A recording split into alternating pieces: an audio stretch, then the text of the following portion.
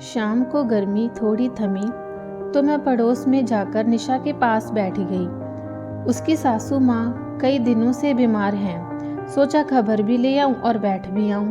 मेरे बैठे बैठे उसकी तीनों देवरानियां भी आ गईं। अम्मा जी कैसी हैं? शिष्टाचारवश पूछकर इत्मीनान से चाय पीने लगी। फिर एक एक करके अम्मा जी की बातें होने लगीं, सिर्फ शिकायतें। जब मैं आई थी तो अम्मा जी ने ऐसा कहा, वैसा कहा, ये किया, वो किया। आधा घंटा बाद सब ये कहकर चली गईं कि उन्होंने शाम का खाना बनाना है, बच्चे इंतज़ार कर रहे हैं।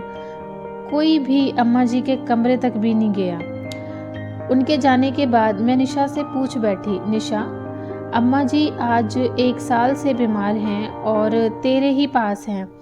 तेरे मन में नहीं आता कि कोई और भी रखे, इनका काम करे, इनका ध्यान रखे? माँ तो सबकी है ना। उसका उत्तर सुनकर मैं तो जड़ सी हो गई। वह बोली, बहन जी, मेरी सासू माँ 7 बच्चों की माँ है।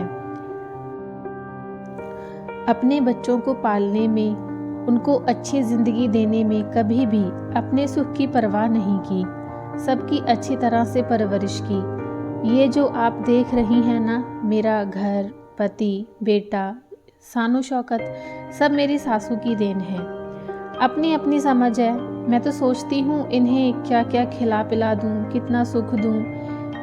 मेरे बेटे बेटी अपनी दादी माँ के पास सुबह शाम बैठते हैं। उन्हें देखकर वो मुस्कुराती हैं। अपने कमज़ोर हाथों से वो उनका माथा, चेहरा और शरीर सहलाकर उन्हें भी भरकर दुआएं देती हैं। जब मैं उन्हें नहलाती हूँ, खिलाती हूँ, पिलाती हूँ और उनकी सेवा करती हूँ तो जो संतुष्टि के भाव मेरे पति के चेहरे पर आते हैं, उसे देखकर मैं धन्य हो जाती हूँ।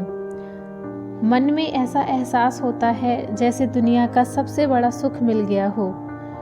और मुझे भी खूब दुआएं देती हैं और कहती हैं कि तुम मेरी बहू नहीं, बेटी हो। मैं तुम्हारे लिए बस यही प्रार्थना करती हूँ कि तुम्हारे बच्चे तुम्हें अपनी पलकों पर सजाए रखें, तुम्हें किसी चीज़ की कमी ना होने दें।